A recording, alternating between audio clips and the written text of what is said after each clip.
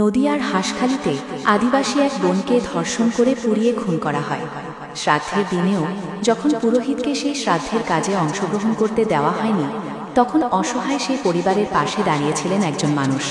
পাশের গ্রাম থেকে পুরোহিত এনে শ্রাদ্ধের কাজ সম্পন্ন হওয়া পর্যন্ত যিনি সেখানে উপস্থিত ছিলেন, তিনি নওশাদ সিদ্দিকী।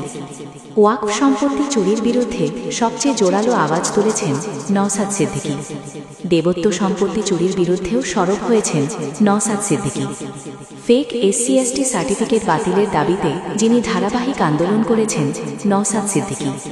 ওবিসি সংরক্ষণ পুনর্বহালের দাবিতেও যিনি বারবার রাস্তায় নেমেছেন নওশাদ সিদ্দিকী। এক হিন্দু মহিলাকে যখন শাখাপলা খুলে পরীক্ষা কেন্দ্রে প্রবেশ করতে বাধ্য করা হয়েছিল, তখন সবার আগে প্রতিবাদ করেছিলেন নওশাদ সিদ্দিকী। আবার এক মুসলিম মহিলাকে যখন হিজাব পরে পরীক্ষা কেন্দ্রে ঢুকতে দেওয়া হয়নি, তখনও প্রতিবাদে এগিয়ে এসেছেন নওশাদ সিদ্দিকী। তামান্নার স্মরণে সবচেয়ে বেশি রক্তদান শিবির করেছে ইন্ডিয়ান সেকুলার ফ্রন্ট (আইএসএফ)। তিলোত্তমার স্মরণেও সবচেয়ে বেশি রক্তদান শিবির করেছে আইএসএফ। সরকারি শিক্ষা ব্যবস্থার হাল ফেরানোর দাবি তুলছেন কে? নওশাদ সিদ্দিকী। সরকারি স্বাস্থ্য ব্যবস্থার উন্নতির কথা বলছেন কে? নওশাদ সিদ্দিকী। পুলিশের অতিরিক্ত ডিউটির সমস্যা নিয়ে কথা বলছেন কে? নওশাদ সিদ্দিকী। সিভিক ভলেন্টিয়ারদের বেতন বাড়ানোর দাবি তুলছেন কে? নওশাদ সিদ্দিকী। এর পরেও কি বলবেন? তৃণমূল আর বিজেপির বিরুদ্ধে কাকে ভোট দেব বুঝতে পারছি না।